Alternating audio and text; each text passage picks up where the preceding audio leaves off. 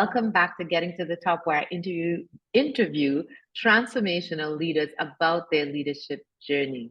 Today, I have the honor to work with and to speak to Susan Boyea. Susan, I've known for it's over 15, it could be over 15 That much? years. Yes, from a long time ago when I was head of enterprise for Line. And she was just this revered female leader that we all wanted to be. And so I'm so delighted to still know her and certainly delighted to be having this conversation with her.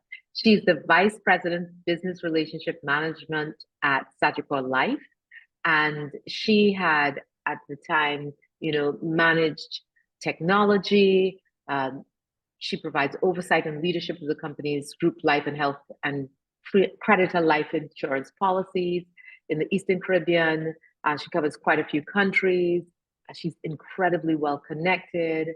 And she has had a really wonderful career. I think something that we can all learn from. And what I really wanted to get out of this conversation with Suzanne is how does someone, where do you start to have this kind of impact where so many others watch what you're doing and watch who you are and aspire to your achievements? And how does someone like that start? So tell us about, how did you get started? Question. So welcome, and I really appreciate Racquel for being here. Before I get into that, I would, in terms of underscoring my introduction, I would want to indicate what I'm passionate about. And I am passionate about the need to transform, such that organizations remain relevant to their missions and visions and excel. And especially now, I believe that there's just so much yet to be done. I am also very passionate about the development of people, and will continue to influence more women towards STEM careers. I would like to add also that I believe that more can be done for the elderly, who have contributed to these economies in which, we now have to take care of. And one more thing, Racquel, if I may, the one Absolutely. I am most passionate about is, as God created the earth, we must take care of it. So where did it start? I am confident that I was born with a lot of determination. My mom tells a story of, as a probably not quite a year, climbing out of my cradle. Perhaps my nature does not align with being boxed in. Mm-hmm. And I would like to add that leading, being out front, I believe, happened when I started to push back on why was I in the back of the class. Being this tall, I was always placed at the back of the class. Why was speaking up considered talkative? Why did I like to win? Why did challenging the norm really feel good? And leading feels very comfortable for me. So I would say that at a very young babe, I was one hell of a determined woman or baby. So that's where it started. And I believe in being nurtured by a very strong female in my mother helped me to navigate many waters towards where I am today. That's absolutely brilliant. So as as this, and she's incredibly tall. You'll have to meet her to realize she's well, I actually look taller than I am. I am actually 5'9"3/4. But really, no, you will hear a little bit more about why I appear taller. I'll hold that as a secret. Oh, so I think it's how you carry yourself. But so as this determined and seemingly fearless child, did you feel strange? Did you feel different? Or did you feel like there's something wrong with the construct of society that seeks to put me in the back or seeks to hold me talkative or seeks to send home? I don't know if you're like me, got little notes sent home to your parents about Racquel is distracting others. Oh yeah, it was. I had talkative on my report. I was actually told by a teacher, a headmistress actually, that I will make nothing of myself. And, because I think I'm the optimist in me, and the personality of always wanting to push through. I think that perhaps was one of the light bulbs that went on. You will make nothing of yourself. Really? Does she really think that? I will show her. But Mm. there were the various on my report, it was always talkative. And the funny thing too is that I was placed in the back of the class, and they discovered quite late that I had a eyesight problem. Oh no. So I may have missed quite a bit of my primary education. And perhaps seemed to some as I was going to be a failure. Oh wow. So But yes. so you decided, you know what, I will show her and I will make something of myself. And you hear so many stories about people who sort of banish children to failure at a very, very early age. And with children, you just never know, and they all have so much potential. So at this point, you had decided not, you are not correct. I'm going to make something of myself. So what at That's that time were you thinking about in terms of what you would do? ah no, no plans, no Mm, plans at all, no plans. And just a very determined, strong-willed individual, but no plans at all. I was probably around 11 years old, mhm, and a light bulb, I think, just said, you know, I'm going to show this. I'm going to show this woman. I'm going to show. mhm, And I think to some degree, I started to settle down. I think mhm, looking around and reflecting, even on some of these questions that you had positioned, many would have thought that I would not have made it. And I probably have a photographic memory of sorts, because I tell you, I studied for my O levels in a weekend, oh dear. got through. And I mean, my story goes on in terms of started my A levels, and eventually, after the first year, I decided to drop out because I needed to. I felt it was necessary to help my mother financially. So I made that decision at 16 years old to drop out of school. And I think while that sounds awful, because I was that age and I made that decision, I had to make it count.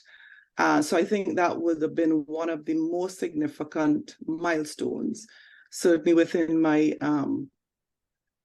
career trajectory, you know.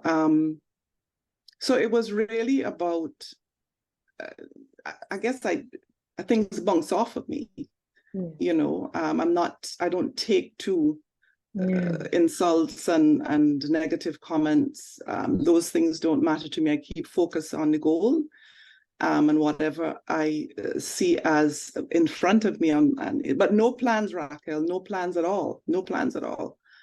I That's guess interesting. back in those days, there was no Mhm, vision board. There was no internet.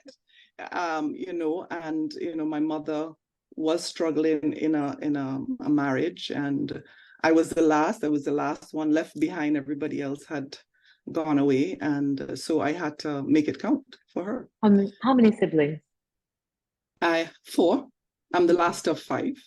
Okay. So I think that position within being the last, somewhat spoiled, counts for my development as well. So. But where did that approach of not taking things personally come from? Because I think that's such a great lesson that a lot of people get very, very late. You read the 4 agreements and it's like, always try your best and don't take anything personally and never make assumptions. But not taking things personally is something that can hold so many people back because someone says something to you and you allow it to completely derail you. And Right. you never seemed to have that, which is brilliant. Was your mother like that or? My mother was a very strong woman. I'll tell you that this is a secret now, right? So I grew up, I would say for a big individual, my height from 13, excuse me, and from being a big individual, I was bullied. You can't figure out how such a tall individual at 13 could be bullied. I wore glasses, I grew quickly, and I was somewhat in the back, perceived to be in the back, and I would say. And therefore, I started to walk with a bend. And my mom used to have me walk up and down our living room with books on my head so that I could correct my posture. And, little things when I reflect on those things that she did as a woman for me, my mother, I think, reversed some of what I was feeling as bullied individual, bullied girl growing up. Because, doing that a couple of times and looking yourself, and she had me look myself in the mirror and speak to myself and, spoke about brand and executive presence. Who would have thought, Right. that back then, brand and, now those are actual Of topics of course. conversation.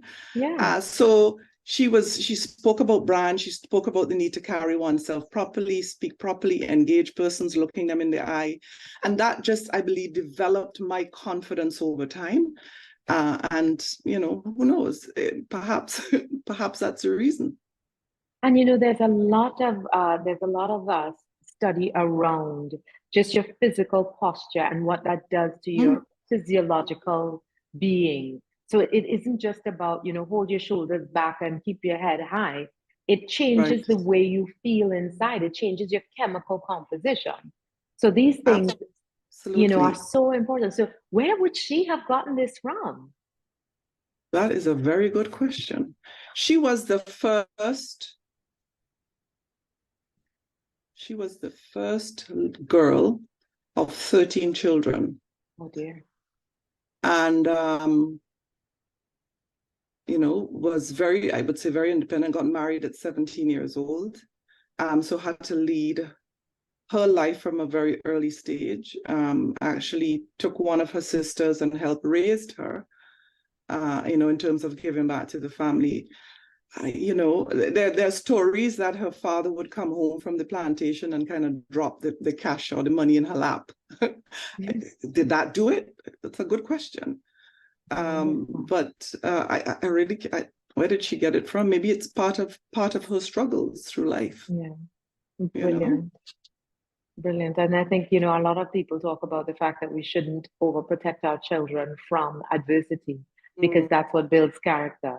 And certainly, I can't, other than the fact that your mother was an absolute visionary, I think that adversity for her certainly helped her and helped her help you.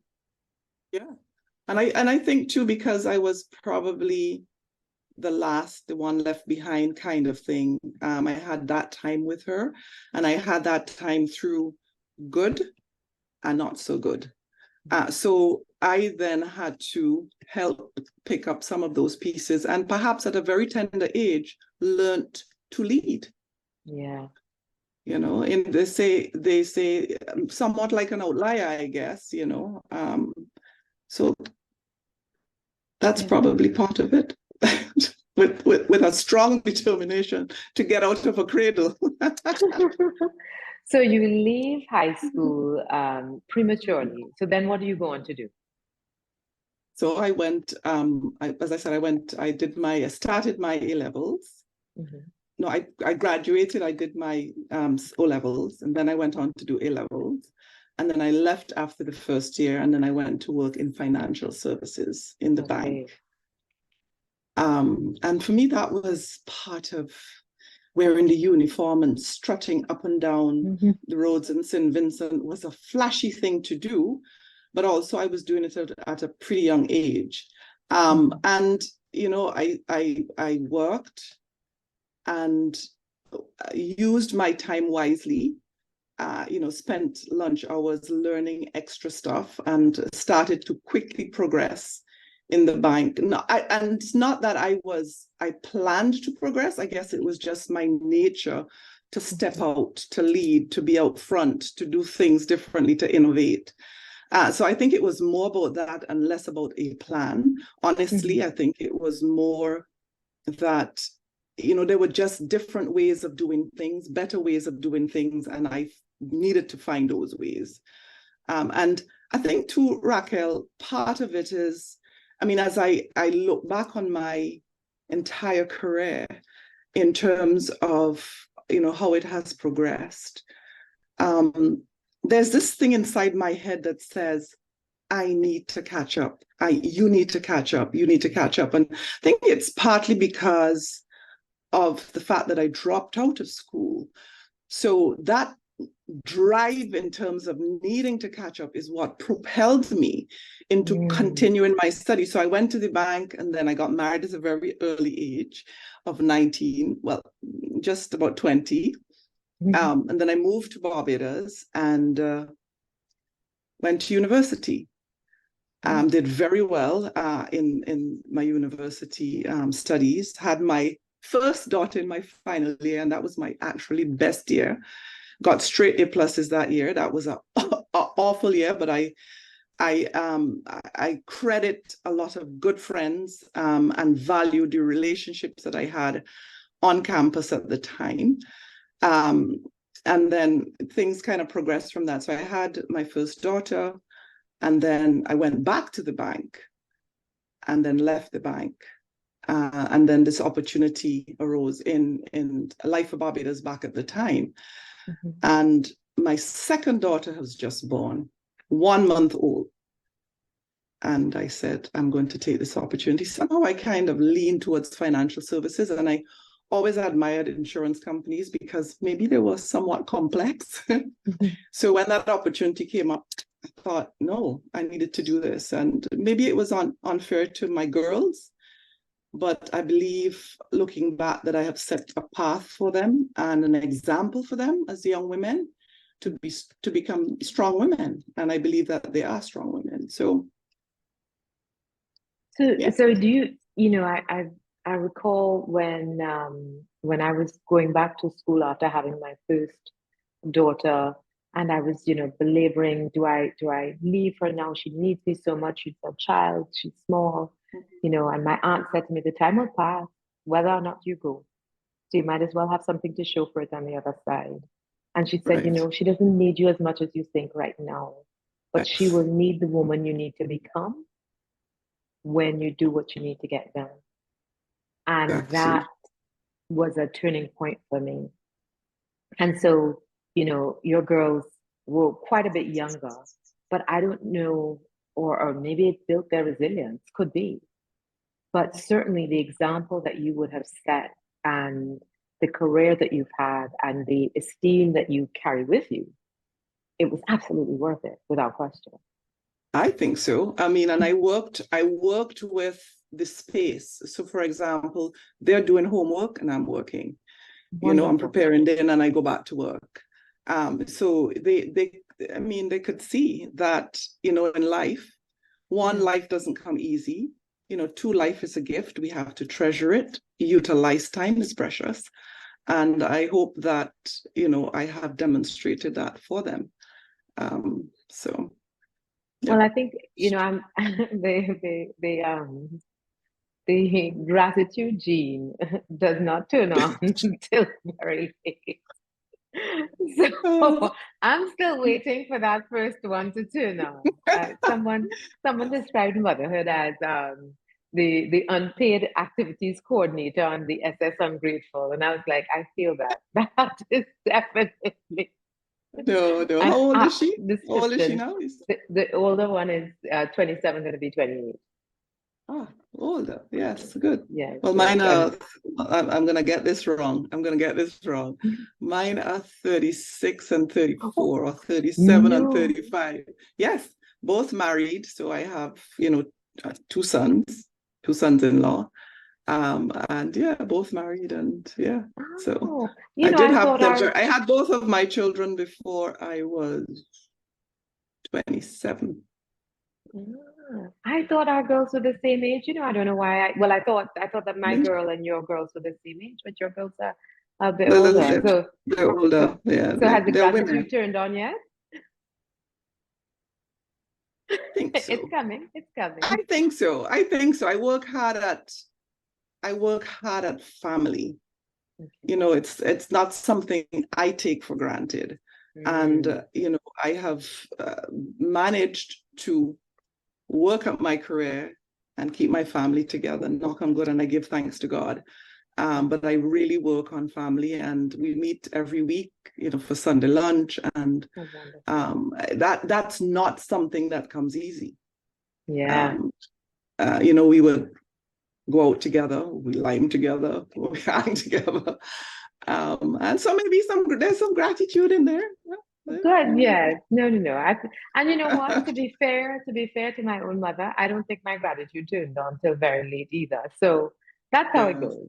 That's how it yeah. goes. So tell me about this, and you've always been somebody who's very, very passionate about various causes.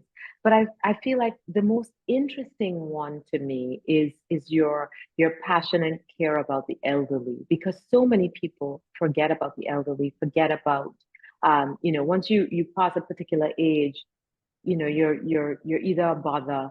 My mom is a final care nurse, and so she tells me all the time, she says Mm. it's appalling how people behave when their loved ones are close to the end. And I think that there's such an important role for older people to play in society, whether it is giving care, whether it is passing down wisdom. So tell me where that came from for you. Perhaps it's the affection that I had for my mother. Mm, And the fact that, you know, she aged with me. She had a stroke. She was with me for a long time. But Racquel, there were days when I felt if I lost my mother, I will die. I mean, and I mean, it got better over time as I had my children and I built my own family. But there were times I felt I would die. And she gave a lot to us as children. She gave a lot to St. Vincent. And I wanted to, maybe it wasn't, I don't think it was something that was orchestrated as much as it probably was just part of me. And so, I mean, I have a little project that I haven't been able to give a lot of time to. I mean, I've adopted a couple of nursing homes. I go into mm, them. You know, I read the Bible, sing biblical songs. And there's a project that I have been working on that I'm going to get into. That's the time I retire. But I think there's just so much that could be done. And my initial thinking was that around the elderly was that they've walked the earth, and you will learn about me and my strong faith. But you know, how many of the elderly really understand God, Jesus? And that's where it started, because I mean, on an evening I would look forward to coming home to reading the Bible with my mother, and we would discuss and share, and then I got smarter than her with the Bible, and I would call and say, Mom, I just look what I just found, and we would discuss it. And I felt that, you know, you live on earth, you're given this beautiful gift of life, but some persons just don't have the opportunity to understand that real gift of life, and to maybe touch the Father before leaving this mhm, earth.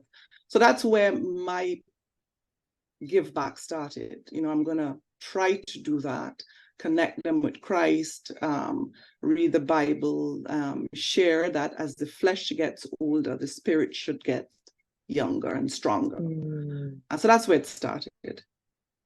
Beautiful. So what's the best advice you've ever received?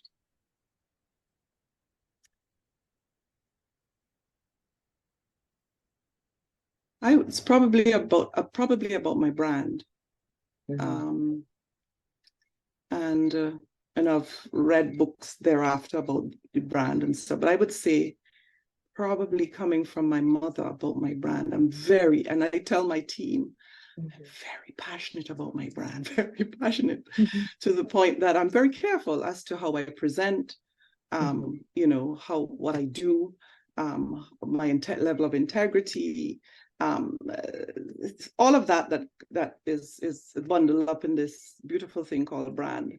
And that advice came from my mother. And I've carried it throughout my career. Yeah. And I believe that I have demonstrated that to my children.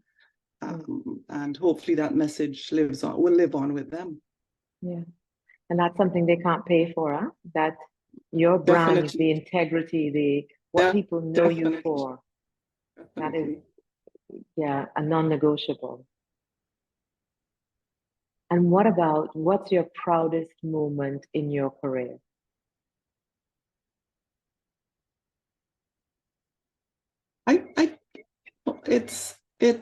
I wouldn't say it's one thing. I think it's the impact that I would have had on people's lives, my team's lives. I am really passionate about the development of people and leading through people. And every day that gets me up into office. And, I coach one-on-one. I hear something and I would reach out and I coach. So it's not necessarily one key thing, but I think if I have impacted persons' lives, either through my brand, either through my coaching, either through my passion for work, then I think that's how I would respond to that question. Beautiful. The individual impact that you've had on people's lives. And what's your leadership style? So, many years ago, maybe about 15 years ago, we won an executive training program and we had this exact question. And you must have heard in our conversation this evening, my deep faith. And so that should lead to something, right? My style, I believe, is servant leadership. I remember saying this at an executive training session, and the facilitator says, servant leadership? What's that? There's no such leadership style. And now you can buy multiple books on the subject. So was I onto something? Perhaps I should have written a book back then. But I am passionate. I mean, I'm a driver as well. And but I want people to develop. So I'm going to work with you. I'm going to develop you, help to develop you, and together we will deliver on results. And I am passionate about that. And throughout your career, you kept moving up, you kept getting bigger and bigger assignments. You were responsible and are responsible for an enormous portfolio. Do you credit that to your willingness to always innovate, to want to do things better, to be willing to support people in their own growth and development? What do you credit that to? Do you credit it to your brand? I think it's a collection of things. I mean, I remember having a conversation with a pretty senior individual, and I was saying, my strengths are this and that, and I'm very innovative and creative, and I love people. And he said to me, you have an amazing presence when you walk into a room. Maybe that's part of it. I don't know. My love of people, I believe, is part of it. My strong determination is part of it. My willingness to explore and never settle for where you are. I love change. I love change. I love change. My husband says, please don't change around our living room anymore. I love and thrive. And perhaps it's somehow connected to this catch up, this always, and maybe that's a weakness there, and it's a strength, but I have this drive that I have not yet caught up because I dropped out of school. And so maybe it's that drive the passion for doing things the right way, the passion for seeing good results. But Racquel, I would have made mistakes along the way. I would have made mistakes along the way. But my nature is to, brush off, get up, and move ahead. And I never see things negatively. I mean, my team knows when they come to a meeting, don't ever use any negative terms. I don't want to hear challenging. I don't want to hear weak. I don't want, and that has been my nature. Did that come from my mother? Did that come from my, the comment that headmistress made to me back then? And I thought, no, I'm better and bigger than this. But I think a real message in work life is that we really have to see in everything there is an opportunity. In every, in every, and I'm going to call the word, but what appears to not be going right, there is an opportunity. And if we start refocusing our minds around opportunities, we would always get better. Yeah. So, perhaps a combination of those things would have helped me in terms of my career. And as I said, Racquel, I didn't plan, and maybe some persons, and I'm a planner to some degree, but I didn't plan where I wanted to go in the early stages. I just heads down, did what I had to do. I was positive about it. I was passionate about my brand, and I focused and delivered. No vision board, nothing of that sort. And for some reason, that comment that was made back, I never carried it. It was like, oh, really? You think so? And I was sailing ahead. So I would say it would be definitely a combination of things that, but I'm going to write a book. You absolutely need to.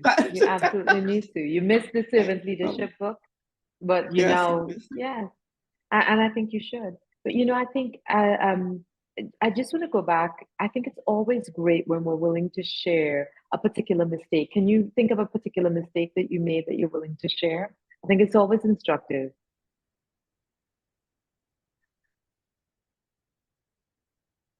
Is this a mistake or not? One of the things I've learned, I remember I told you I don't like negative words. But one of the things I've learned is I'm so eager for innovation and change and passionate to see a difference and passionate to see progression. I may be too quick to share an idea and or to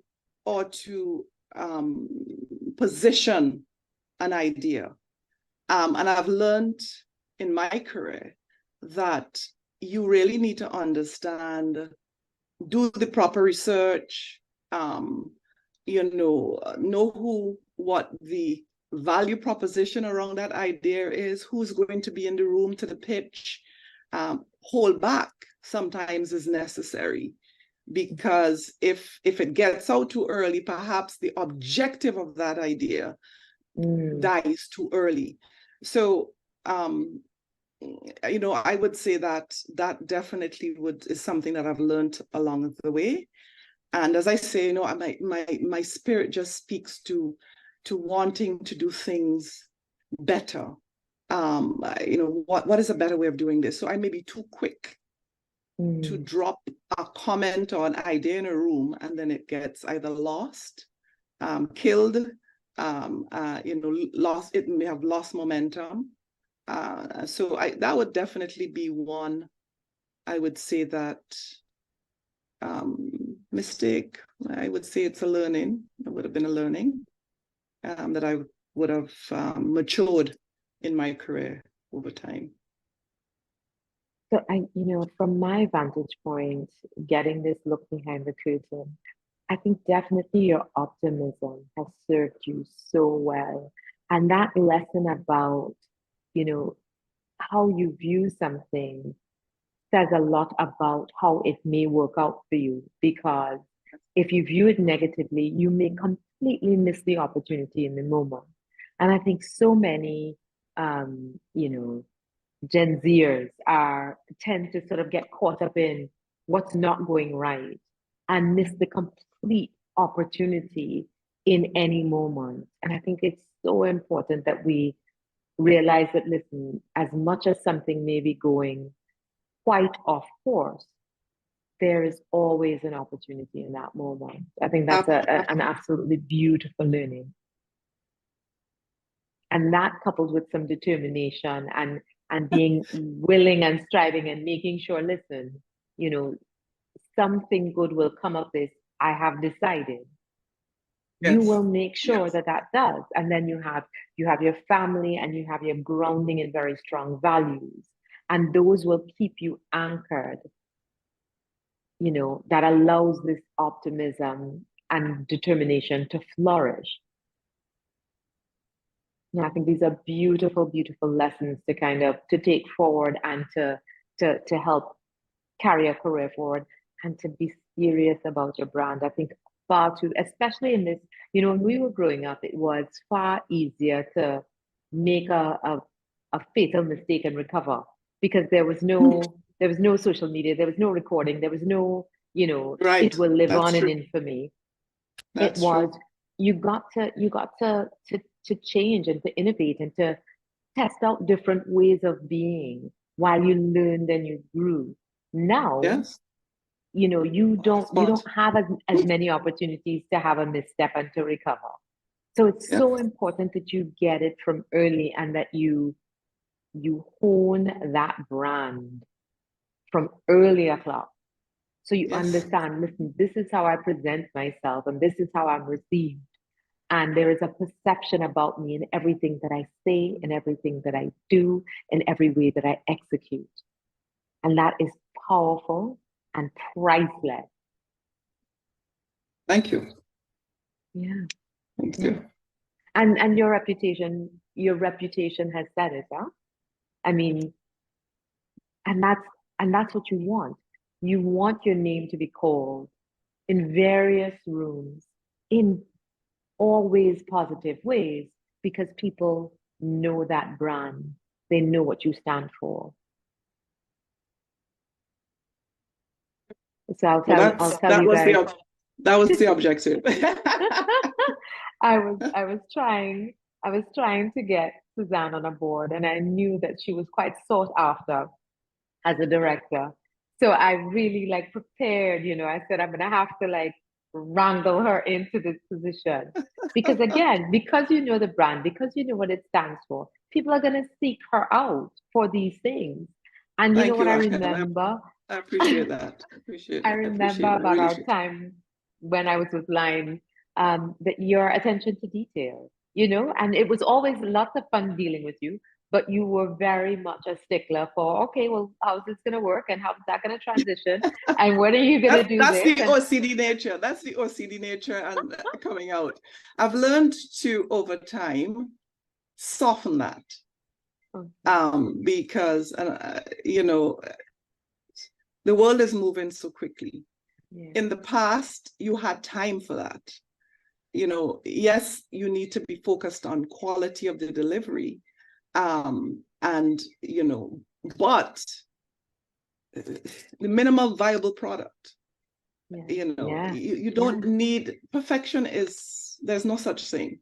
Yeah. So I think maybe that came from my strong mathematical background and drive to always looking for solutions and so on. But I've learned to temper that just because, as you said, right, years ago, you had time to write a letter, put it in the mail. You had 2 weeks, the letter took 2 weeks to get where it was going, 2 weeks to get back. So you had time to plan. Now it's instantaneous, right? Yeah. So you have to, part of me embracing change and loving change, and change is, I don't know, it feels and it feels good in my skin. Mm. Is part of that has been very easy for me to adjust and morph myself to situations. I think that's probably a strength, but it's also a weakness. And I don't like to call that word, but I use it because, again, being very aware of who's in the room. If you get something quickly, not everyone may. and you may get it quickly, and you may respond in a way that leaves people behind. Yeah. So you have to be very cognizant of who's in the room, read the room, and if you're passionate about people's development, you will want to take people with you. So, I mean, that probably is another learning for me, because I'm so quick to catch on to things, and I'm so quick to receive change, and I'm moving to the next step, or I could see the big picture and strategize, and then, I may be inclined to, again, here's where the idea comes in, right? Put an idea on the table too quickly without, and so as I've learned that over time, I've learned to be very cognizant of who is in the room, to be sensitive to development of people. As I said, I'm passionate about that. So that is something that has been, I think, developed very strong over time. And, I think it's something that as leaders, we need to be very sensitive to. Perfect point to end on, because I think if you are not taking others with you, then who are you leading? Correct. Exactly. Exactly.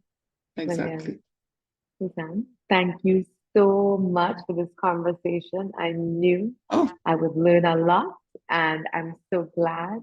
It's been so many years that I've known you, and I'm just absolutely thrilled to give others a chance to know the woman that I've come to know. Awesome, Racquel. Thank you very much. Take care. All right. So if you haven't already subscribed, please do subscribe to Getting to the Top, where I interview transformational leaders like Suzanne, and you learn new things about, just being courageous and protecting your brand and being optimistic. Don't miss the opportunities that as they present themselves, but also being willing to iterate and embracing change, being willing to not just receive new changes, but to rethink your own development and how you execute in changing times. I love that about this story, that she, listen, times were different, and we now need to make sure that we're moving fast and we're learning and we're growing, but also having that firm grounding in values and making sure that the things that are important to you, like your family, keep you strong, so that you have the ability to kind of continue to move and to continue to sort of face everything and develop people, be passionate about something that means something. We're not here for a long time. We've got to make this time count. And life is a gift, and it's precious. Oh, woman, great is your faith. Be it done for you as you desire. I will end with that. Brilliant. Thank you so much.